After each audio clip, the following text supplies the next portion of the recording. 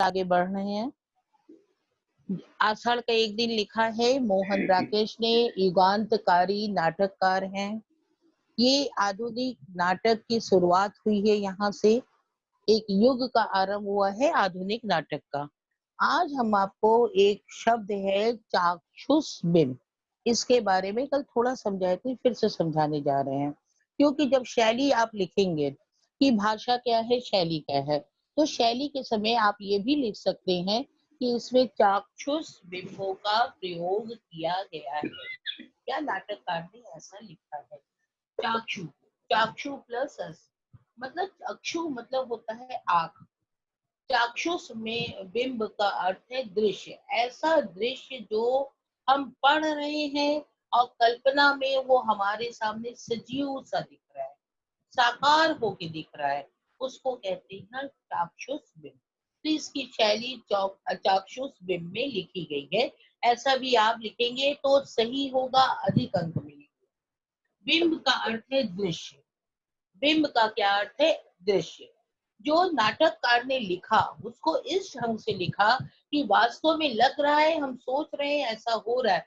जैसे प्रकृति का उन्होंने वर्णन किया, बारिश हो रही है, हम भीग रहे हैं, सीज रहे हैं, ठंड लग रही है, अंशुक हवा में उड़ गई, तो हम वाकई अपने सामने ये दृश्य अगर कल्पना करते हैं तो लगता है कि साकार वास्तव में शायद मेरे साथ ही हो रहा है। तो इसको कहते हैं चित्रोपम शैली, चाक्षुष बिंब, या जो हमारे सामने जो है चित्र जो उपस्थित किया है लेखक ने उसका चित्रोपम वर्णन, इसको इस रूप में भी कह सकते हैं कि ऐसा उन्होंने वर्णन किया है, शब्दों को ऐसा अलंकृत कर हमारे सामने उस दृश्य को रखा है कि हम उसे चित्र के रूप में जैसे जो है कल्पना किया है और चित्र बना डाला है और चित्र के रूप में हम सामने देख रहे हैं। तो इस ढंग से भी हम लोग लिख सकते हैं कि चित्रोपम वर्णन है, अपने शब्दों में को जिस वाक्यों में जिस रूप में ढाला है उसका क्या है, चित्रोपम वर्णन है। ये वाक्य भी हम लिख सकते हैं। भाषा को अलंकृत करता है, ऐसा जब वर्णन होता है जो हमें लगता है कि वास्तव में मेरे सामने हो रहा है, प्राकृतिक दृश्य या किसी व्यक्ति की दुखी अवस्था का, हंसने की अवस्था का, व्यंग का, या खलनायक की ही भूमिका ले लें उसका वर्णन, तो हमें लगता क्या है कि भाषा जो है अलंकृत हो जाती है, भाषा सजा के जो उन्होंने अच्छे शब्दों में, तत्सम शब्दों में, जिसे पढ़कर सुनकर अच्छा लगता है। तो ऐसी चित्रोपम अगर वर्णन हो तो क्या होता है, भाषा अलंकृत हो जाती है, मतलब सज जाती है, एक श्रृंगारिक रूप में हमारे सामने आती है। ठीक है, ये समझते चलो। अब इसका उदाहरण भी हमने दे दिया है, चित्रोपम वर्णन या चाक्षुष बिंब का उदाहरण, जैसे बिजली चमकना। तो आप सोचो, बादल है और बारिश का समय है, मेघ गर्जन हो रहा है, बादल गरज रही है और बिजली अचानक चमकती है, तो वो रेखाएं तुम्हें अपनी कल्पना में दिखेंगी कि किस प्रकार से बिजली चमक रही है, बिजली कैसे चमकती है। तूफान का, प्रकृति का दृश्य जो उन्होंने दिखाया, घाटियों में उतरते चले जा रहे हैं, पर्वत के शिखर पर चढ़ रहे हैं, तो ऐसी कल्पना करना जो सजीव होके साकार लगे, इसको हम कहते हैं चाक्षुष। तो आज मेरा उद्देश्य ये समझाना था आपको कि जब शैली आप लिखेंगे, भाषा और शैली, तो उसमें इस शब्द का भी प्रयोग कर सकते हैं। तो इसको आपने समझ लिया। अब अपने वाक्य में जैसे चाहें जब वाक्य विन्यास करेंगे तो आप अपने ढंग से लिख सकते हैं। ठीक है, ये आपने समझ लिया। तो आगे हम जहाँ पढ़ रहे थे वहां से शुरुआत करेंगे। आषाढ़ का एक दिन आपके स्क्रीन पर है, देखिए अंबिका के बारे में, अंबिका के बारे में स्क्रीन पर है।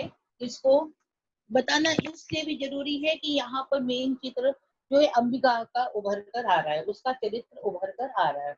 कल भी हमने बताया था इसके बाद नहीं मिलेगा, अंबिका का अब जो है प्रथम अंक में खत्म हो जाएगा, आगे दूसरी कहानी और आगे बढ़ेगी। तो माँ के बारे में अच्छी तरह समझ लीजिए कि वो आदर्शमयी माँ है, आदर्श रूप माँ का प्रस्तुत किया गया है, वात्सल्यमयी है, अपनी पुत्री को बहुत चाहती है, उसके भविष्य के लिए चिंतित है, उसके अच्छे जीवन के लिए चिंतित है, कर्म में विश्वास रखने वाली है। वो कहती भी है कि मेरी अवस्था अब वो ढल चुकी है कि मैं भावना में जीऊं, मेरे लिए अब कर्म प्रधान है, मैं यथार्थ को जानती हूँ, तो वो कर्म में विश्वास कर रखती है, घर के सारे काम काज करती है। तो ऐसी अंबिका है। दूरदर्शी एवं समझदार है। दूर तक वो दूरदर्शी मतलब देखने वाली नहीं, वो समझ लेती है कि आगे क्या होने वाला है, इतना उसे अनुभव है। दूरदर्शी का मतलब समझ लेना आगे क्या होने वाला है, वो आगे आगे तक भी सोच लेती है। भविष्य के प्रति सचेत है। यहाँ सचेत होना मतलब होशियार होना, समझना कि भविष्य में अगर कुछ बुरा होने वाला है तो हम उसको ठीक कर लें।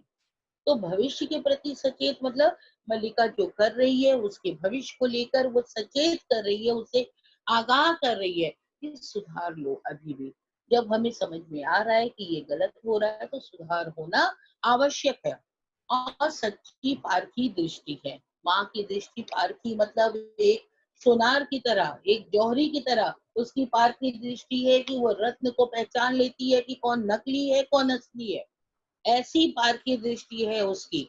वो कालिदास के बारे में सदैव हमेशा कहती है कि ये आदमी आत्म सीमित है, अपने बारे में ही सोचने वाला है, दूसरे के साथ बदनामी हो रही है लेकिन उसका भला नहीं सोच रहा है। तो वो जो पारखी दृष्टि है उस बारे में अपनी बेटी को आगाह करती है और इसीलिए वो कालिदास को पसंद नहीं करती है। आगे कुछ शब्द अर्थ हैं। शब्द अर्थ में है, इसको क्लास वर्क की कॉपी में लिख लीजिएगा। हम जो ये चैप्टर अभी पढ़ाने जा रहे हैं उसमें ये शब्द हैं कठिन शब्द। इसके अर्थ लिख लीजिए। उपलब्धि, उपलब्धि मीन प्राप्ति। संवरण मतलब नियंत्रण, हम अपनी इच्छा का संवरण नहीं कर पाए, नियंत्रण। प्रभुता, बड़प्पन। शाश्वत, हमेशा रहने वाला जो कभी ना मिटे, शाश्वत हो गया, अमर हो गया। उपार्जय मीन प्राप्त, अर्जित करना। उद्विग्न मतलब बेचैन। मन में जब उद्विग्नता आती है तो क्या होता है, मन बेचैन हो जाता है। चाक्षुष में भी हमने लिख दिया है, ये आप शॉर्ट में अपनी कॉपी में लिख लीजिए। चाक्षुष में क्योंकि हमने समझाया, हो सकता है भूल जाए, लिखे रहेंगे तो कभी पढ़ के जो है इसे आप फिर से समझ सकते हैं, रिवाइज कर सकते हैं। चाक्षुष में ऐसी रचना जिसे पढ़कर प्रतीत हो कि, प्रतीत मतलब मालूम हो, ऐसा लगे कि प्रत्यक्ष हो रहा है। जो भी चीज हम पढ़ रहे हैं वो लग रहा है मेरे सामने घटित हो रहा है। कल्पना में सजीव सा प्रतीत हो रहा है, कल्पना कर रहे हैं, हम सोच रहे हैं तो वाकई वैसी चित्रकारी हमारे सामने आ रही है। ठीक है। चित्रपम वर्णन जैसे, ऐसा वर्णन जिसको चित्र के आकार में हमारे सामने सजा दिया गया हो, हाँ ऐसा ड्रॉ कर दिया गया हो। जैसे मेघ गर्जन, पैरों की आहट। मेघ गर्जन आप समझ सकते हैं कि जैसे बादल गरज रहा है। ठीक है। बादल, मेघ, मेघ मीन बादल, बादल गरज रहा है। और पैरों की आहट अगर कहते हैं तो आपको समझ में आ जाएगा कि जब लोग चलते हुए आते हैं या जाते हैं तो पैरों की आहट कैसे कैसे पास आती है या दूर जाती है। तो इसको कह रहे हैं कि जी, तो इस तरह के वर्णन करना, बखान करना, जैसा राइटर ने लिखा है वाकई लग रहा है कि हमारे साथ घटित हो रहा है, हम पूरी तरह उसका रस ले रहे हैं। उनकी रचना का जो सृजन उसने उन्होंने किया है उसका हम पूरी तरह आनंद ले रहे हैं। कहीं हम भटक नहीं रहे हैं, कहीं उससे अलग नहीं हो रहे हैं, हम आगे क्या हो रहा है उसकी उत्सुकता हमारे अंदर बढ़ रही है। तो इस कार्य में सिद्धहस्त है कौन, मोहन राकेश जी, नाटककार मोहन राकेश जी।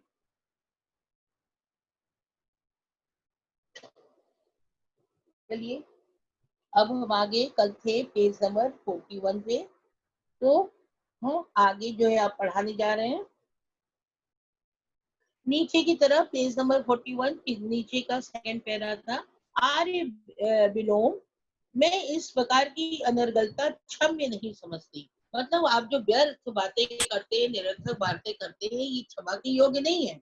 कि आप किसी के घर में चले आए, जो भी चाहा आपने किया, बोला, निम्न से निम्न स्तर तक आप चले जाते हैं, ये क्षम्य नहीं है।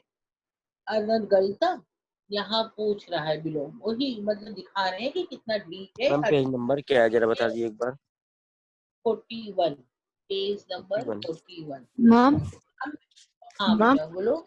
Good morning ma'am. मैम निकट आ जाता है कालिदास एक दो पग, पग मतलब पैर, हाँ, दूसरी ओर चला जाता है। इसमें अनर्गलता क्या है? मैं बहुत सार्थक प्रश्न पूछ रहा हूँ। क्यों कालिदास? मेरा प्रश्न सार्थक नहीं है? क्यों अंबिका? मतलब कितना वो मतलब ढीठ है, कितना निम्न स्तर तक पहुंच चुका है कि मतलब उससे पूछना ही है। उसे चाहे उन लोग को कष्ट हो, दुख हो, जो भी हो, उसे अपना बात जो उसने सोच लिया है वो करना ही है। ठीक है, तो वो पूछ रहे कि मैं क्या फालतू बात कर रहा हूँ, ये सार्थक है, जो बात है मेरा ये व्यर्थ नहीं है।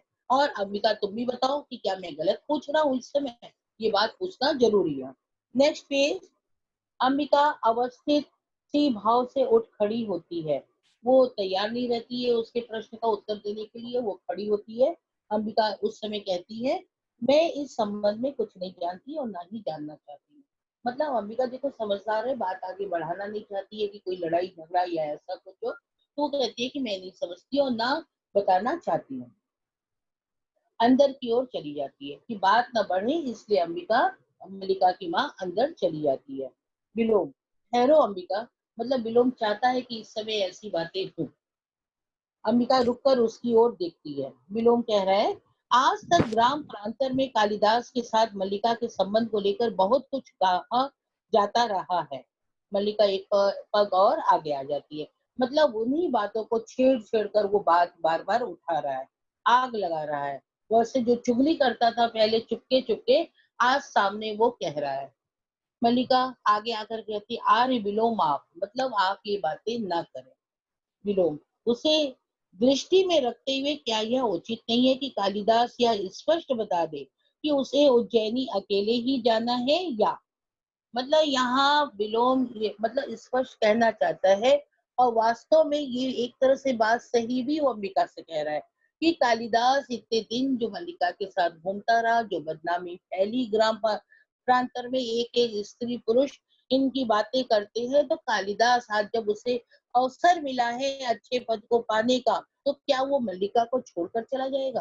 क्या वो अकेले जाएगा या मल्लिका को साथ लेके जाएगा? उसके बारे में कुछ सोचे। मल्लिका, कालिदास आपके किसी भी प्रश्न का उत्तर देने के लिए बाध्य नहीं है। मल्लिका, कालिदास तो जाना नहीं चाहता था, तो मल्लिका मतलब सोच रही है कि कहीं ये ना हो कि कालिदास फिर भड़क जाए, कितने मुश्किल से उसने मनाया है, कालिदास कहीं मना ना कर दे। तो तुरंत बात को काटते हुए कहती है कि आपके किसी भी उत्तर का उत्तर देने के लिए बाध्य नहीं है, वो मजबूर नहीं है। बाध्य मीन मजबूर, विवश, वो विवश नहीं है कि आप कुछ भी पूछे और वो उसका जवाब दे। विलोम, मैं कब कहता हूँ कि बाध्य है, परंतु संभव है कालिदास का अंतःकरण, अंतःकरण मतलब मन, आत्मा, उसे उत्तर देने के लिए बाध्य करे। मतलब उसका मन कहे कि हाँ इस बात का उत्तर दो। क्यों? कालिदास, वो कालिदास को प्रेरित कर रहा है, उत्प्रेरित कर रहा है, उसे बढ़ावा दे रहा है। कालिदास मुड़ पड़ता है, दोनों एक दूसरे के सामने आ जाते हैं। कालिदास, मैं तुम्हारी प्रशंसा करने के लिए अवश्य बाध्य हूँ। तुम दूसरों के घर में ही नहीं, उनके जीवन में अनधिकार प्रवेश कर जाते हो। अंडरलाइन कर लीजिए, विलोम की वास्तविकता यहाँ कालिदास बता रहे हैं। तुम दूसरों के जीवन में अनधिकार, मतलब कोई अधिकार दे या ना दे, तुम जबरदस्ती उसमें जीवन में घुस करके उनके बारे में बातें करते हो। यहाँ मल्लिका भी नहीं चाहती कि विलोम उसके घर आए, अंबिका भी नहीं चाहती है कि विलोम उसके घर आए, पर बना होने पर भी विलोम आता है उनके घर और अपने मन की बातें करता है। उसका स्तर इतना गिर गया है कि निम्न से निम्न स्तर तक जाकर वो बातें करता है, खुलकर उन बातों की जो है वो उनसे पूछता है, प्रश्न पूछता है। विलोम, अनधिकार प्रवेश यहाँ पूछ रहा है फिर, जानते हुए भी। क्यों अंबिका, तुम्हें कालिदास की ये बात कहाँ तक संगत प्रतीत होती है? कि मैं, संगत मीन सही, मतलब कहाँ तक ये बात सही लग रही है जो कालिदास मुझसे कह रहा है? मैं विलोम दूसरे के जीवन में अनधिकार प्रवेश कर जाता हूँ। मैं विलोम मतलब मैं इतनी ऊंची चीज हूँ, मैं इतनी ऊंची हस्ती हूँ, और मुझे कह रहा है कि मैं दूसरे के जीवन में बिना अधिकार के प्रवेश कर जाता हूँ। ये कहाँ तक उचित है, कहाँ तक सही है? ठीक है अंबिका, मैं कह चुकी हूँ, मुझे इस संबंध में कुछ भी नहीं कहना है। ठीक है, अंदर चली जाती है बिलोंग, बस चल ही दी। अच्छा कालिदास, तुम बताओ, मतलब किससे आके बोल दिया कि ये जवाब नहीं देना, इस समय देना चाहिए था, चली गई। तुम्हें अपनी ये बात कहाँ तक संगत प्रतीत होती है? तुमने जो मेरे बारे में कहा, क्या ये संगत है, उचित है? संगत मतलब सही। मैंने, यहाँ पर अंडरलाइन कर लीजिए, मैंने किसके जीवन में अनधिकार प्रवेश किया है? चलो, प्रांतर में चलकर किसी से भी पूछ लो, मतलब गांव के लोगों से तुम पूछो किसके जीवन में मैंने घुसा, कौन मैं प्रवेश करके मैं जबरदस्ती उनको बाधा पहुंचा रहा हूँ। यहाँ ये नहीं बता रहा है कि मल्लिका के घर में आना, वो स्पष्ट अगर कालिदास कहेगा या मल्लिका कहेगी तो बात बढ़ाता जाएगा। इसलिए और छेड़ कर जले पर नमक छिड़क रहा है, कटे पर नमक छिड़क रहा है और चाह रहा है कि ये बात बढ़े। विदग्ध दृष्टि से उसे देखता है। कौन? विदग्ध मतलब जलती हुई, क्रोध की जलती हुई दृष्टि से। इस समय बिलोंग को गुस्सा आ जाता है और गुस्से में जो है वो क्रोध की दृष्टि से कालिदास को देखता है। फिर अग्नि का पास कर उस आधार से हाथ में ले लेता है। आधार मतलब नीचे जो पकड़ने का हैंडल जैसा रहता है, उसको जो है पकड़ करके पास लाता है। तो मैम, तुम हाँ बेटा बोलिए। मैम अग्नि काष्ठ की मीनिंग क्या होगी? मशाल, मशाल मशाल। जिसको जला करके, हाँ, अंधेरा दूर कर। कारण से भी मेरे प्रश्न का मैम उत्तर देने के लिए, हाँ बोलिए, बोलिए क्या पूछना है? समोता प्रश्न ही ऐसा है, मतलब विलोम कह रहा है कि मैं ऐसा प्रश्न कर रहा हूँ कि तुम उत्तर नहीं दे सकते हो, क्योंकि इसमें तुम्हारी सत्यता पता चलेगी। ठीक है कालिदास, तुम कुछ भी अनुमान लगाने के लिए स्वतंत्र हो, मतलब जो चाहे तुम अनुमान लगा लो, सोच लो, विचार कर लो, तुम इसके लिए आजाद हो। मैं इतना ही जानता हूँ कि मुझे ग्राम प्रांतर छोड़कर उज्जैनी जाने का तनिक मोह नहीं है। मैं अगर ये गांव छोड़ करके जा रहा हूँ तो मैं जाना नहीं चाहता हूँ, मैं नहीं जाना चाहता हूँ, इतना जान लो कि जरा सा भी मुझ में ये लालच, लोभ, मोह, आकर्षण नहीं है कि मैं ये गांव छोड़कर जाऊं और उस ऊंचे पद को ग्रहण करूं। विलोम उन्मुख कालिदास के मुख के निकट ले आता है। उन्मुख माने लिख लीजिए मशाल। जो अग्निकाष्ठ पड़ा है वहां दूसरे शब्द में, समानार्थी शब्द में है उल्मुख। उल्मुख मीन मशाल। तो उस मशाल को कालिदास के समीप लाता है, मतलब उसका चेहरा और स्पष्ट देखना चाहता है। विलोम, निसंदेह तुम्हें ऐसा मोह क्यों होगा? अब इस जवाब के, भाई ये सोचा नहीं था कि ऐसा जवाब मिलेगा। फिर वो बहस करता है, तुम्हें क्यों मोह होगा? साधारण व्यक्ति को हो सकता है, तुम्हें क्यों होगा? मतलब ये तो साधारण व्यक्ति जिसके पास जो है कुछ भी नहीं है, उसको हो सकता है ये लालच कि मुझे ये सब मिलता है। अरे तुम तो बहुत बड़े राजकवि हो, हाँ, इतने बड़े कवि का पदवी मिल गया है, तो तुम्हें क्यों मोह होगा? परंतु मैं केवल इतना जानना चाहता था, यदि ऐसा हो, क्षण भर के लिए स्वीकार कर लिया जाए, मतलब एक पल के लिए हम सोचे कि तुम जा रहे हो उज्जैन, तो तुम जाने का निश्चय कर लो, तो उस स्थिति में क्या यह उचित नहीं की? मतलब विलोम अपनी बात कहना चाह रहा है कि अगर एक क्षण के लिए सोचो कि तुम जाना चाहते हो उज्जैन, तो क्या उचित नहीं है कि मल्लिका के साथ विवाह कर लो? मल्लिका के बारे में सोचो, उसको अपने साथ ले जाओ। मल्लिका उसके और कालिदास के बीच में आ जाती है। भाई मल्लिका डर रही है कि इनकी बातों में आकर कालिदास ने जो निर्णय लिया फिर बदल ना दे, तो वो उनके बीच में आ जाती है। जो दोनों आमने सामने खड़े थे, मल्लिका बीच में आ जाती है और विलोम को उसकी बातों से रोकती है। अन्य अग्निकाश का प्रकाश उसके मुख पर पड़ने लगता है। जो वो उल्मुख ला करके कालिदास का चेहरा दिख रहा था, वो अब जो जब मल्लिका बीच में आ जाती है तो वो प्रकाश मल्लिका के चेहरे पर पड़ता है। यहाँ मल्लिका विलोम से कहती है, आर्य विलोम, आप अपनी सीमा से आगे जाकर बात कर रहे हैं, मतलब आपकी ये सीमा नहीं है, किसी ने आपको हक नहीं दिया, किसी ने आपको ये अधिकार नहीं दिया है कि आप इस तरह की बातें करें। मैं बच्ची नहीं हूँ, अपने बारे में कह रही है, अपना भला बुरा सब समझती हूँ। अब संभवतः यह अनुभव नहीं कर रहे कि आप यहाँ इस समय एक अनचाहे अतिथि के रूप में उपस्थित हैं। यहाँ मल्लिका थोड़ा तेज स्वर में बोल देती है कि आप अनचाहे अतिथि, मतलब यहाँ कोई आपको पसंद नहीं कर रहा है और फिर भी आप आए हैं, जबरदस्ती इस घर में घुस आए हैं। यहाँ आपकी कोई आवश्यकता नहीं है। और मैं बच्ची नहीं हूँ, मैं वो छोटी बच्ची नहीं हूँ कि मेरी बुद्धि ना हो, मैं अपने जीवन का निर्णय खुद ना ले पाऊं। ऐसा नहीं है, मुझ में स्वयं बुद्धि है, मैं स्वयं विचार सकती हूँ, निर्णय ले सकती हूँ। विनोद, यह अनुभव करके कि मैंने आवश्यकता नहीं समझी, मतलब मैंने नहीं सोचा कि तुम बच्ची हो, ये आवश्यकता मैंने नहीं समझी है। मुझे तुम मुझसे घृणा करती हो, मैं जानता हूँ। देखो स्पष्टवादी है, ये बता रहा है, ये जानता है कि मल्लिका इससे नफरत करती है। घृणा में नफरत, तो साफ साफ बता दे रहा है। इसका चरित्र भी समझते चलिएगा कि एक तरफ कुछ अवगुण भी है तो गुण भी है। ये मन की बात सामने कह देता है, स्पष्टवादी है। मैं जानता हूँ कि तुम मुझसे नफरत करती हो, परंतु मैं तुमसे घृणा नहीं करता। बस यही काफी है कि मैं तो तुम्हें चाहता हूँ, मैं नफरत नहीं करता। मेरे यहाँ होने के लिए इतना ही पर्याप्त है। कितना ही ढीठ है, देखो वो बता रहा है कि मैं तुम्हें चाहता हूँ इसलिए मेरा यहाँ होना जरूरी है। बस इतना ही पर्याप्त है कि तुम मुझे भले नफरत करती हो, मैं तुम्हें चाहता हूँ। अग्निकाश का प्रकाश फिर कालिदास के चेहरे पर लाता है। मल्लिका को हटाकर फिर कालिदास के चेहरे पर उसको देखता है। और एक बात कालिदास से भी करना चाहता हूँ, अर्थपूर्ण दृष्टि से कालिदास को देखकर फिर मल्लिका की ओर देखता है। मतलब उसकी आंखों में भी वो व्यंग है, जो वो पूछना चाहता है। वो मुस्कुरा है, वो जानता है कि कालिदास मल्लिका से विवाह नहीं करा। इसी अर्थ में जो है वो बात कालिदास से कबूलाना चाहता है। ये विलोम का लक्ष्य है। तुम कालिदास के बहुत निकट हो, परंतु मैं कालिदास को तुमसे अधिक जानता हूँ। तुम मतलब मल्लिका, मल्लिका से कह रहा है कि तुम तो बहुत निकट हो कालिदास के, कालिदास को चाहती हो, वो तुम्हें चाहता है।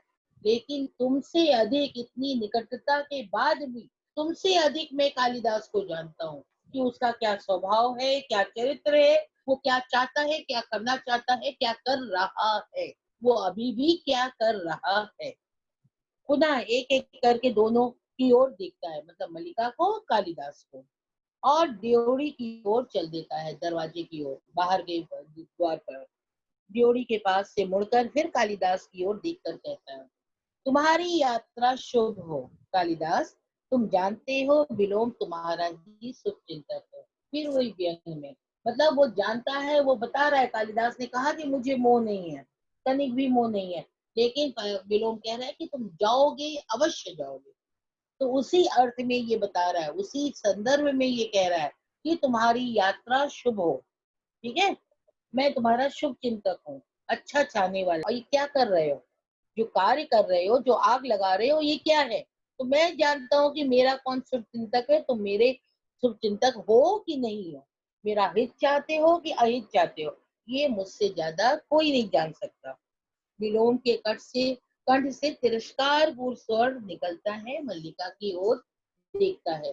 तिरस्कार पूर्ण स्वर मतलब जैसे लोग घृणा में आकर के तिरस्कार, उपेक्षा करते, ऐसे करते हैं ना, तो वैसे ही स्वर विलोम के मुंह से निकलता है। विलोम, अनचाहा अतिथि संभवतः फिर कभी आ पहुंचे, तब तक के लिए क्षमा चाहते हुए। मतलब मैं तो जा ही रहा हूँ, तुमने मुझे अनचाहा अतिथि, अनचाहा मेहमान तो कह ही दिया, लेकिन मैं फिर कभी भी तुम्हारे पास आ सकता हूँ। ठीक है, मैं इस घर में पुनः आऊंगा, ये कहते हुए निकलता है विलोम। व्यंग के साथ मुस्कुराकर चला जाता है। कालिदास क्षण भर मल्लिका की ओर देखता रहता है, फिर झरोखे के पास चला जाता है।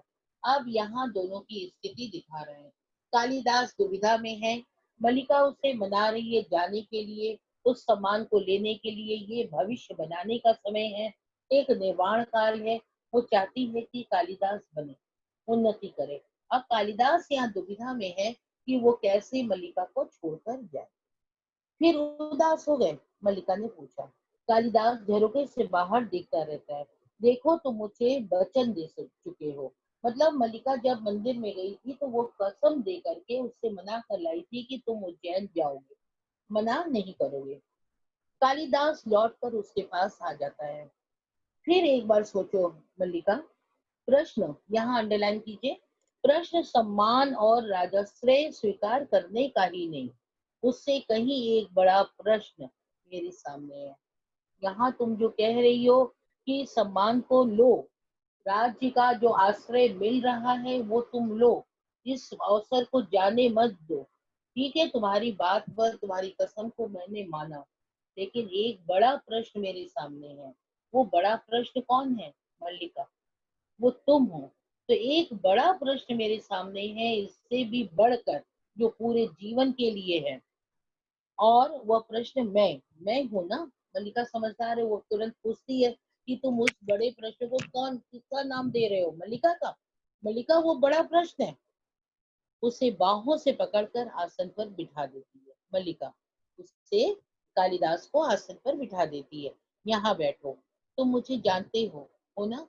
मतलब तुम तो मुझे जानते हो, तो मुझसे प्रेम करते हो, तो मेरे बारे में अच्छी तरह मुझसे परिचित हो, तो आखिर अविश्वास क्यों? कालिदास उसकी ओर देखता रहता है। तुम समझते हो कि तुम इस अवसर का ठुकरा कर यहाँ रह जाओगे तो मुझे सुख होगा? कालिदास वहां वो मल्लिका कालिदास को समझाती है कि तुम रुक जाओगे तो कितनी बड़ी अपराधी मैं हूँ। मैं अपने को क्या समझूंगी कि मेरे कारण कालिदास ने उन्नति नहीं कर पाई। हाँ, कालिदास को जो राजश्री प्राप्त हो रहा है, एक ऊंचा पद प्राप्त हो रहा है, एक साधारण सा जीवन वो व्यतीत कर रहा है, ग्राम में ही रह गया, मेरे कारण वो उपाधि उसने स्वीकार नहीं की, तो सोचो मेरी क्या हालत होगी। यहाँ मल्लिका कालिदास को समझा रही है। उमड़ते आंसुओं को दबाने के लिए आंखें झपकती है और ऊपर की ओर दिखने लगती है। जैसे कोई, देखो यही चित्रोपम शैली है। कोई अपने आंसू को रोकना चाहता है, इधर उधर देखने लगता है, पलक झपकने लगता है कि आंसू अंदर ही अंदर रह जाए, आगे उमड़ न पड़े, बह न पड़े। ठीक है, आंसू का स्रोत निकल न पड़े। तो उसको छुपाने के लिए जिस ढंग से लोग करते हैं, नाटक करते हैं, पलक झपकते हैं, इधर उधर देखते हैं, वहां यहाँ पर वही चाक्षुष बिंब का प्रयोग हुआ है। ठीक है, हमने आपको समझा भी दिया। मैं जानती हूँ तुम्हारे चले जाने से मेरे अंतर को एक रिक्तता छा लेगी। अंडरलाइन कीजिए, आशय समझिए। अंतर मीन मन, मेरा हृदय, हृदय भी कह सकते हो। एक रिक्तता मतलब खालीपन, सूनापन। मतलब मेरा प्यार अगर चला जाएगा, कहीं दूसरी जगह चला जाएगा, मैं अकेली रह जाऊंगी, तो मेरा मन भी तो सूनापन हो जाएगा, वहां भी खालीपन रहेगा। रिक्तता मतलब खालीपन। बाहर भी संभवतः बहुत सूना सा प्रतीत हो। भाई, हम तुम्हारे साथ घूमते हैं फिरते हैं, आज जो मेरा साथी नहीं है, जिसके साथ हम अपने मन की बातें करते हैं, हंसते हैं, बोलते हैं, जिनके साथ रहने पर हमें खुशी होती है, जब वो नहीं रहेगा तो हमें अपने को भी तो सूनापन लगेगा, अंदर से भी और बाहर से भी। दोनों स्थिति में सूनापन, रिक्ततापन हमें महसूस होगा। फिर भी मैं अपने साथ छल नहीं कर रही। कालिदास को समझा रही, मैं अपने को धोखा नहीं दे रही हूँ। मैं समझ रही हूँ जो तुमको दबाव डाल रही हूँ जाने के लिए, मैं खुद सोच समझ कर ये तुमसे कह रही हूँ। ठीक है, मुस्कुराने का प्रयत्न करती है, यहाँ मुस्कुरा के दिखाना चाहती है कि उसे कोई दुख नहीं है, वो जाए, कालिदास के बदले में ही उसकी खुशी है। मैं हृदय से कहती हूँ तुम्हें जाना चाहिए। देखो किस ढंग से लोग, एक जब बिछो होता है, बिछड़ते हैं तो कितना दुख होता है मन में। यहाँ वो कह रही है, मुस्कुरा कर कह रही है कि कालिदास उसके मुस्कुराहट चेहरा लिए हुए उसके प्रति कुछ दुख की भावना ना लेकर के जाए। तो वो कह रही है कि तुम्हें जाना चाहिए उज्जैन, अपना भविष्य, अपना जीवन संवारना चाहिए। कालिदास, चाहता हूँ इस समय अपनी आंखें देख सकती हूँ। यहाँ कालिदास कह रहा है कि तुम्हारी आंखें मैं पढ़ रहा हूँ, तुम्हारे मुंह से शब्द कुछ और निकल रहे हैं, लेकिन आंखें कुछ और कह रही है। तो क्या तुम वो आंखें देख सकती हो? तुम्हारी आंखें क्या कह रही हैं? कालिदास कह रहा है, यहाँ एक सच्चे प्रेमी की भावना दिखा रहे हैं कि जो वास्तव में एक दूसरे को प्यार करते हैं, तो केवल शब्दों पे नहीं, वो आंखों की भी भाषा समझते हैं। यहाँ ये भी दिखाया गया है। हम इसलिए समझा रहे हैं कि जब विस्तृत प्रश्न में आप लिखेंगे तो सब समझाते हुए, उदाहरण देते हुए लिखेंगे। पढ़ने से ही समझ में आएगा कि आपने कितना समझा, कितना विस्तार से वो बता सकते हैं। मल्लिका, मेरी आंखें इसलिए गीली हैं कि तुम मेरी बात नहीं समझ रहे हो। बात पलट करके मल्लिका समझाती है कि मैं बिछुड़ने का नहीं, इसलिए मेरी आंसू नहीं आ रहे हैं, मुझे ये दुख है कि तुम मेरी बात नहीं समझ रहे हो। मेरी बात नहीं मान रहे हो कि जो मैं चाह रही हूँ, तुम्हारी उन्नति होगी तो मेरी भी उन्नति होगी, तुम नाम करोगे तो मेरा भी नाम होगा। मैं जीवन को सार्थक करना चाहती हूँ, तुम सार्थक होगे तो मैं भी सार्थक होंगी। तो मल्लिका वो कह रही है कि इसलिए मेरे आंखों में आंसू आ रहे हैं, गीली हो रही है मतलब आंसू आ रहे हैं, क्योंकि तुम मुझे नहीं समझ रहे हो। ठीक है। उसके पैरों के पास बैठकर उसके घुटने पर कोहनियां रख देती है। तुम यहाँ से जाकर भी मुझसे दूर हो सकते हो, पूछ रही है कि ठीक है, शरीर से तुम अलग हो गए तो क्या आत्मा से हम एक नहीं है? हम एक दूसरे को याद नहीं करेंगे? हम क्या एक दूसरे के पास नहीं रहेंगे? बीती जो स्मृतियां हैं, जो अतीत में घटित जो घटनाएं हैं, जो हम साथ रहकर गुजारे हैं, क्या वो मेरे पास नहीं रहेंगी? क्या वो भी चली जाएंगी? यहाँ ग्राम प्रांतर में रहकर तुम्हारी प्रतिभा को विकसित होने का अवसर कहाँ मिलेगा? असली बात बता रही है कि इस छोटे से हिमाचल के छोटे से गांव में रहकर कहाँ तुम उन्नति कर सकते हो? यहाँ कुछ भी नहीं है। यहाँ के लोग ऐसे हैं, तुम्हें साधारण ही एक आदमी मानेंगे, साधारण व्यक्ति मानेंगे। यहाँ लोग तुम्हें समझ नहीं पाते। हमेशा यही है ना कि आवारा है, कुछ नहीं करता है, लापरवाह है। वे सामान्य की कसौटी पर तुम्हें परीक्षा करना चाहते हैं। मतलब यहाँ के ऐसे लोग हैं जो कसौटी जो कि सामान्य एकदम नीचे स्तर की, निम्न स्तर की है, उस कसौटी पर तुम्हें कस रहे हैं, कि उस निम्न स्तर तक तुम्हें ला रहे हैं, तुम्हें ऊंचा उठने नहीं दे रहे हैं, तुम्हारी क्षमता, तुम्हारी योग्यता को वो नहीं मान रहे हैं। तो यहाँ याद रखिए, व्यक्तित्व का 1/4 निर्माण करती है, लेकिन प्रतिष्ठा क्या करती है? उस व्यक्तित्व को उभारती है, उसमें व्यक्तित्व पूर्ण होता है। ये गांव में रहकर कालिदास नहीं पूर्ण कर पाएगा।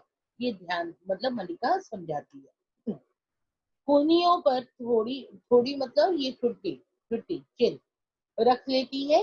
विश्वास करते हो ना कि मैं तुम्हें जानती हूँ? कालिदास से कह रही है कि तुम मुझे चाहते हो तो विश्वास करो कि मैं तुम्हें अच्छी तरह समझती हूँ, जानती हूँ। कोई भी ऐसी रेखा तुम्हें घेर ले तो तुम गिर जाओगे। मैं तुम्हें घेरना नहीं चाहती, इसलिए कहती हूँ जाओ। ऐसी रेखा मतलब सीमा। मैं कोई सीमा रेखा नहीं हूँ कि इसके आगे ना बढ़ पाओ। तो मुझे उस सीमा रेखा में ना बांधो, उसका उसकी जो है उसका विशेषण मुझे मत बनाओ। ठीक है। मुझे उस सीमा रेखा में कि मैं एक सीमा बन जाऊं और उसके आगे तुम बढ़ ही ना पाओ, नहीं। मुझे उस सीमा को मत समझो और तुम जाओ। मुझे तुम्हारे पर विश्वास है और तुम भी मेरे ऊपर विश्वास करो। मल्लिका जो है कालिदास को समझा रही है। कालिदास, तुम पूरी तरह नहीं समझ रही मल्लिका। प्रश्न तुम्हारी घेरने का नहीं है, घेरने मतलब रोको, एक सीमा में बांध करके मुझे रोक लो। प्रश्न ये नहीं है कि तुम मुझे रोको, जाने ना दो। मल्लिका शब्दों की चुभन अनुभव करके भी अपनी मुद्रा स्वाभाविक बनाए रखने की कोशिश करती है। मतलब नकलीपन, चुभन यहाँ नकलीपन। वो अपने शब्द बोल रही है लेकिन उसका मन रो रहा है, उसकी आत्मा रो रही है, लेकिन अपने को वो जो है रोकी हुई है। कालिदास जैसा सोचता सा उठ खड़ा होता है। कुछ सोचते हुए कालिदास उठता है और टहलने लगता है। मैं अनुभव करता हूँ कि, यहाँ देखो सच्चाई बता रहा है कालिदास, ग्राम प्रांतर मेरी वास्तविक भूमि है, यहाँ मैंने जन्म लिया है, ये मेरी मातृभूमि है। मैं कई सूत्रों से इस भूमि से जुड़ा हूँ। यहाँ सूत्रों का अर्थ, यहाँ जन्म लिया, माता पिता यही थे, मैं मामा के साथ हूँ, इस प्रकृति के गोद में खेला हूँ, यहाँ मैं काव्य की रचना करता हूँ, यही सृजन शक्ति मुझे प्राप्त हुई है। तो मैं कई सूत्रों से मतलब इस तरह से मैं यहाँ से जुड़ा हूँ। ठीक है। यहाँ की हरियाली, हरण के बच्चे, पशुपाल, वो सूत्र का नाम बता रहा है, थोड़ा सा उदाहरण दे रहा है कि हरियाली, हाँ यहाँ की जो हरियाली है, सूखापन नहीं है। और जो हरिण शावक, छोटे छोटे हिरणों के बच्चे, इन सबको मैं बहुत चाहता हूँ। पशुपाल मतलब ग्वाले, गरेड़िए, ये सब। रुक कर मल्लिका की ओर देखता है, यहाँ से जाकर मैं भूमि से उखड़ जाऊंगा। अंडरलाइन कीजिए, मैं अपनी भूमि से उखड़ जाऊंगा। मतलब यहाँ पर थोड़ा दिखा रहे हैं कि कालिदास को अपने ऊपर भरोसा नहीं है, वो कितनी अभाव की जिंदगी जिया है। और जब सुख, सारे सुख उसे मिलेंगे, राजसी वैभव मिलेंगे, तो हो सकता है उनका उसका मन उस लोभ में, उस माया में पड़ जाए। मैं अपनी भूमि से उखड़ जाऊंगा, मतलब मैं पूरी तरह यहाँ से बिछड़ जाऊंगा, मैं पूरी तरह यहाँ से विरक्त हो जाऊंगा, अलग हो जाऊंगा। यहाँ ये कालिदास समझा रहा है, यहाँ से जाकर मैं अपनी भूमि से उखड़ जाऊंगा। ठीक है मल्लिका, यह क्यों नहीं सोचते कि नई भूमि तुम्हें यहाँ से अधिक संपन्न और उर्वरा मिलेगी। बहुत इंपॉर्टेंट लाइन है, इसका आशय लिख लीजिए, मैं बोल रही हूँ, लिखते भी चलिए। नई भूमि मतलब उज्जैन, जहां आप जा रहे हैं, यहाँ से अधिक संपन्न और उर्वरा, मतलब वो ज्यादा उपजाऊ होगी तुम्हारे लिए। उर्वरा मतलब खाद्य शक्ति, उपजाने की शक्ति, फसलें जिसमें उगती हैं। तो यहाँ फसल उगाने की बात नहीं है, यहाँ है कालिदास की योग्यता की। सृजनात्मक शक्ति और अधिक हो जाएगी वहां जाकर, क्योंकि तुम्हारे लायक वहां सब कुछ मिलेगा। तो यहाँ साधारण सी भूमि में रहकर ये इतनी उपजाऊ नहीं है तुम्हारे लिए। वहां जाओगे तो तुम्हें वो शक्ति, मतलब उर्वरा भी मिलेगी। ठीक है, उर्वरा मीन उपजाऊ, समझ गए। तो नई भूमि मतलब उज्जैन, उज्जैन जाकर तुम्हें और शक्ति प्राप्त होगी, जिससे तुम काव्य रचना और अच्छे से कर सकते हो। इस भूमि से तुम जो कुछ ग्रहण कर सकते थे कर चुके। तुमने यहाँ जन्म लिया, तुम्हारे मन में जो आया तुमने किया, जितना तुम्हें ग्रहण करना था कर चुके।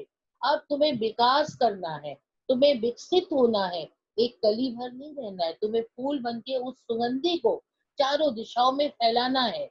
ये वो मल्लिका समझाना चाहती है। तुम्हें आज नई भूमि की आवश्यकता है। आज जो है इस भूमि में रहोगे तो यही सड़ गल के मुरझा के खत्म हो जाओगे, धूल में मिल जाओगे। लेकिन नई भूमि की क्यों आवश्यकता है, जिसमें तुम्हारे फूल, जो सुंदर फूल के रूप में तुम खिल रहे हो, उसकी सुगंधि भी फैले, तुम्हें प्रतिष्ठा प्राप्त हो, जो तुम्हारे व्यक्तित्व को अधिक पूर्ण बना देगी। उसकी जरूरत है। लोगों की वाहवाही, लोगों की प्रशंसा और इस बात को फैलना, प्रचार, इन सब की जरूरत है, जिससे तुम पूर्ण व्यक्ति बनोगे। तुम्हारी जो पर्सनालिटी है, व्यक्तित्व है, वो फैलेगा। ठीक है, मैम। उसको विकास मिलेगा। हाँ बेटा बोलिए। हाँ मैम, जैसे ये कालिदास के लिए उज्जैन से बुलाया गया है, तो मैम यहाँ हाँ पे क्या उज्जैन में ऐसा भी कोई नियम है क्या कि जैसे जो राजकवि आएगा वो अपनी पत्नी को नहीं ला सकता है, क्योंकि यहाँ पे वही बात की बात चल रही है, और वो ऐसे मल्लिका से विवाह करके उसको ले जाए वहां पे। नहीं, तो मल्लिका से कैसे भी हो, उसे कल सुबह ही जाना है, कल सुबह ही अच्छा। जाना है, उसके पास टाइम नहीं है और रात हो चुकी है। वो अभी जो ये बातें ही हो रही है, वो जाना नहीं चाह रहा है। मल्लिका निर्णय, उसे कसम देकर के निर्णय ले रही है कि तुम जाओ। तो कहाँ समय है कि विवाह हो जाए। हाँ मैम, बीच में ठीक विलोम है, जैसे लोग हैं, हाँ विलोम जैसे लोग हैं, वो तो आगे जो कि दिखाएंगे वो कि जीवन वो में। खुद उससे विवाह करना चाहता है। हाँ मैम आपने बताया था क्या ना बेटा, कि ज्यादा टाइम अब नहीं है। यह क्यों आवश्यक है कि तुम उन अपेक्षाओं का पालन करो। तुम दूसरों के लिए नई अपेक्षाओं की सृष्टि कर सकते हो। यहाँ पर जब कालिदास ने ऊपर देखो, ऊपर कहा है, कोई ऐसी भूमि, यहाँ छूट गया देखो, कोई भूमि ऐसी नहीं जिसके अंतर में कोमलता ना हो। मतलब कालिदास कह रहा है कि वहां ऐसी कोमल भूमि मिले कि ना मिले, पता नहीं मैं पनप पाऊं कि नहीं, तुम्हारी प्रतिभा उस कोमलता का स्पर्श अवश्य सिखा लेगी। मतलब तुम्हें ऐसी सृजनात्मक शक्ति है, तुम कवि हो, कि हर जगह तुम तलाश लोगे कि क्या तुम्हारे अंदर अंकुर फूटे, और तुम जो हो विकसित हो, तुम्हारी प्रतिष्ठा फैले। तब कालिदास जवाब में कहता है, और उस जीवन की अपनी अपेक्षाएं भी होंगी। देखो अपेक्षाएं, ये बहुत इंपॉर्टेंट लाइन है। कालिदास बता रहा है कि मैं जब सुख सुविधा में रहूंगा, तो अपेक्षा क्या, मुझे कुछ लोभ भी हो जाएगा, कुछ लालच भी हो जाएगा, मैं भटक भी सकता हूँ, तो मैं भूल भी सकता हूँ।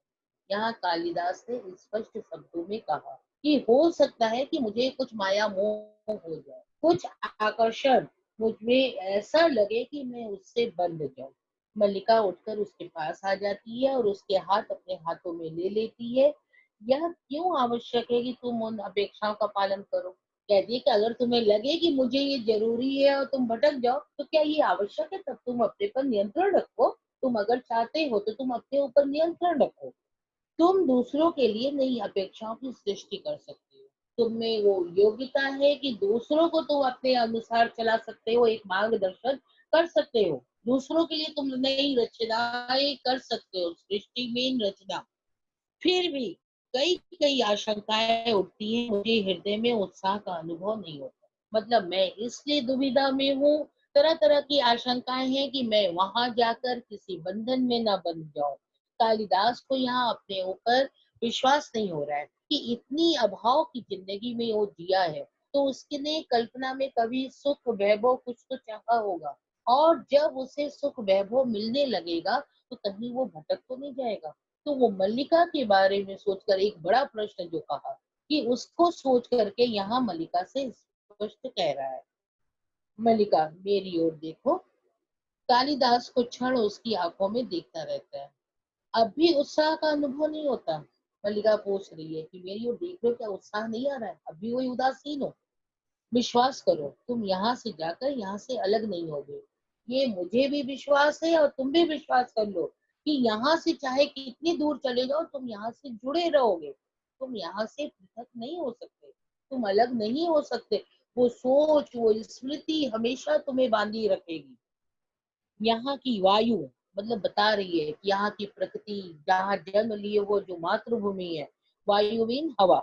यहाँ के मेघ मतलब बादल, मेघ मीन बादल। यहाँ के हरण मतलब जिन छोटे छोटे हिरणों को तुम चाहते थे, अपने गोद में लेकर खेलते थे, गाते थे, रचना करते थे, इन सबको तुम साथ ले जाओगे? क्या तुम बांध के इनको ले जाओगे? नहीं, ले तो नहीं जाओगे। ये सब तुमको बांधे रखेंगी अपनी भूमि से। और मैं भी तो तुमसे दूर नहीं होंगी, क्या तुम मुझे भूल जाओगे? नहीं, मुझे विश्वास है कि मैं तुमसे दूर नहीं जाऊंगी। मैं भी तुमको बांध के रखूंगी कि तुम्हें यहाँ आना पड़ेगा। जब भी तुम्हारे निकट होना चाहूंगी, पर्वत शिखर पर चली जाऊंगी और उड़कर आते मेघों में गिर जाया करूंगी। यहाँ मल्लिका कह रही है, और देखो ये जो लाइनें हैं मल्लिका अपने लिए कह रही है, ये इसी को याद करके कालिदास ने आगे मेघदूत की रचना की। बादलों से उसने संदेश पहुंचाया, एक ऐसी रचना की थी उज्जैन जाकर कालिदास ने। तो यहाँ मल्लिका क्या कह रही है, जब भी तुम्हारे निकट होना चाहूंगी, मैं चाहूंगी कि तुम्हारे और पास आ जाऊं। मतलब शरीर में चाहती हूँ कि जैसे तुम्हें प्राप्त करो, तो मैं कहाँ जाऊंगी? पर्वत की ऊंची ऊंची चोटियों पर जाऊंगी, और उड़कर जो बादल चलते रहते हैं, घिरे रहते हैं, वो आते हैं, उनसे गिर जाया करूंगी। मतलब उनमें खोकर गिर जाया करूंगी, मतलब उनमें खोकर मैं अपना संदेश तुम तक पहुंचाने को कहूंगी उन लोगों को। बिजली कौनती है, मेघ गर्जन सुनाई देता है। देखो इन सब का मतलब हृदय से दिल पे कितनी बेचैनी है। ऐसे ही बाल की तरह उमड़ घुमड़ कर आंखों से आंसू आना चाह रहे हैं। तो इसका अर्थ दो अर्थी भी है, दोनों अर्थ मिले। कालिदास उसका हाथ पकड़े रहता है। मल्लिका पल के झपका कर अपने आंसू सुखाती है।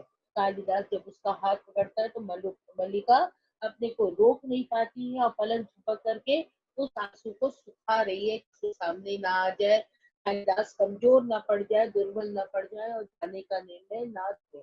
इसे जो है मल्लिका अपने आंसू खींचने में बहुत मुश्किल से रोक रही है। लगता है फिर वर्षा होगी।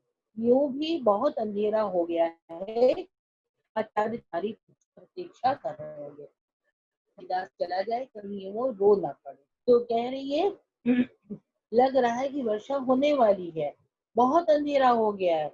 और आचार्य वर रुचि, याद रखिएगा नाम, आचार्य वर रुचि मातुल के यहाँ तुम्हारी प्रतीक्षा कर रहे हैं, तुम्हें अब जाना चाहिए, बहुत देर हो गया। ठीक है, ये उनका अपमान होगा कि जो उनके बुलाने पर तुम ना जाओ। कालिदास, मुझे जाने के लिए कह रही हो? मल्लिका, हाँ, देखना मैं तुम्हारे पीछे प्रसन्न रहूंगी। बहुत मतलब दुख से ये कह रही है, कालिदास को समझा रही है। मन में उसके क्या चल रहा है, मेघ की तरह ऐसे ही घुमड़ घुमड़ कर उसके मन में मतलब जोर जोर से रोने का मन कर रहा है, लेकिन अपने को जब्त किए हुए, अपने जज्बात को रोके हुए वो कालिदास से कह रही है, हाँ देखना मैं तुम्हारे पीछे खूब प्रसन्न रहूंगी, बहुत घूमूंगी और हर संध्या को जगदम्बा के मंदिर में सूर्यास्त देखने जाया करूंगी। बता रही है कि जैसे जगदम्बा के मंदिर में जाकर सूर्य को अस्त होते डूबते हुए देखती थी कालिदास के साथ, वैसे ही मैं अब भी रोज करूंगी। वैसी ही मैं पर्वत शिखरों पर जाऊंगी, मंदिर में जाऊंगी, सूर्यास्त होते हुए देखूंगी। कालिदास, इसका अर्थ है तुमसे विदा लूं? मल्लिका, नहीं, विदा तुम्हें नहीं दूंगी। जा रहे हो इसलिए केवल प्रार्थना करूंगी कि तुम्हारा पथ प्रशस्त हो।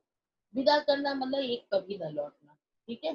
तो मैं तुम्हें विदा नहीं करूंगी, बस ही भगवान से प्रार्थना करूंगी। पथ प्रशस्त हो मतलब तुम्हारा मार्ग हमेशा कांटे विहीन हो, बाधा रहित हो।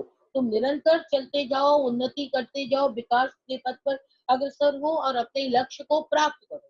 ये मल्लिका कह रही है कि मैं हमेशा ये प्रार्थना तुम्हारे लिए करूंगी, पर विदा नहीं करूंगी, ठीक है? कालिदास उसका हाथ छोड़ देती है। जाओ, हाथ छोड़ के मतलब बांधे नहीं रखना चाहती है, उस आकर्षण में बांध के नहीं रखना चाहती है। कहती है कि अब तुम जाओ। कालिदास पल भर आंखें मूंदे रहता है, फिर झटके से चला जाता है। मतलब आंखें मूंदना मतलब एक निर्णय कर लेता है कि अब मुझे यहाँ से जाना है। मल्लिका हाथों में मुंह छिपाए आसन पर जा बैठती है। तीव्र मेघ गर्जन सुनाई देता है और साथ वर्षा का शब्द सुनाई देने लगता है। मल्लिका अपने को रोकने का प्रयत्न करती हुई भी सिसक उठती है। अंबिका अंदर से आकर उसके सिर पर हाथ रखती है और उसका मुंह ऊपर उठाती है। अंबिका देखती है कि ये कौन? मल्लिका ने कालिदास को भेज दिया, ना चाहते हुए भी। तो ये एक माँ, देखो कितना तकलीफ हो रहा है माँ को कि मल्लिका के मन में क्या चल रहा है, कितनी दुखी है। तो वो रह नहीं पाती है माँ, और आ करके मल्लिका को सहारा देती है, उसके सर पर हाथ फेरती है, मतलब उससे सांत्वना देती है। मल्लिका आसन से उठ खड़ी होती है और झरोखे के पास जाकर उसका सिर टिका लेती है। तुम स्वस्थ नहीं हो मल्लिका, चलो अंदर चलकर विश्राम कर लो। मल्लिका अपनी सिसकियां दबाने का प्रयत्न करती हुई उसी तरह खड़ी रहती है। मुझे यहीं रहने दो माँ, मैं अस्वस्थ नहीं हूँ। देखो माँ, चारों ओर कितने गहरे मेघ घिरे हैं, कल ये मेघ उज्जैनी की ओर उड़ जाएंगे। अपनी व्यथा मल्लिका कह देती है माँ से, इन मेघों को देखो, ये कैसे काले काले घिरे हुए हैं। कल ये कहा मेघ मीन, इधर कालिदास को संबोधित कर कह रही है कि मेघ कितने घिरे हुए हैं, वे अब उज्जैन की ओर जाने वाले हैं। और यहाँ खत्म हो रहा है, मैं खत्म करती हूँ बेटा जल्दी से करके, क्योंकि टाइम भी हो रहा है। पुनः हाथों में मुंह छुपाकर सिसक उठती है। अंबिका पास आकर उसे अपने से सटा लेती है और उसे सांत्वना देती है। रो नहीं मल्लिका, मतलब बेटी का दुख देखा नहीं जा रहा है कि वो अपने प्रेमी से बिछड़ रही है, कितनी व्यथित है। मल्लिका, मैं रो नहीं रही माँ, मेरी आंखों में जो बरस रहा है यह दुख नहीं है, ये सुख है माँ। मल्लिका समझा रही है माँ को भी कि वो बेचैन ना हो। अंबिका के बक्स से मुंह छिपा लेती है। पुनः मेघ गर्जन सुनाई देता है, वर्षा का स्वर ऊंचा हो जाता है। मतलब जो मल्लिका के अंदर जो चल रही है, जो भावना है, जो व्यथित है, जो गुस्सा है, जो रोष है, जो दुख है, जो करुणा है, वो सब जो है मेघ गर्जन और बारिश के होने का ये चित्रोपम शैली में मोहन राकेश जी ने वर्णन किया है, आपके समक्ष रखा है कि आप स्वयं ही उसको सोचकर, कल्पना में सोचकर वो साकार अपने सामने देख सकते हैं। कभी कभी ऐसा भी लगता है कि ये अपने साथ घटित हो रहा है। तो इस तरह यहाँ पर ये अध्याय समाप्त होता है। अब हम आगे अंक 2 पढ़ेंगे, पर टाइम हो गया है। आप नेक्स्ट जो शनिवार को होगा, अब आपका थर्सडे फ्राइडे नहीं है, तो शनिवार को आप क्या लाएंगे? व्याकरण। व्याकरण मंजूषा लाएंगे, हम कुछ निबंध और अपठित वगैरह पढ़ाएंगे, ठीक है? आगे आप निबंध का लाएंगे। UT1 आपका खत्म हो चुका है, ठीक है? आपको UT1 के बारे में समझा भी दिया गया है, फिर से समझा देंगे, पर अब व्याकरण की कॉपी और निबंध और अपठित इसके बारे में समझ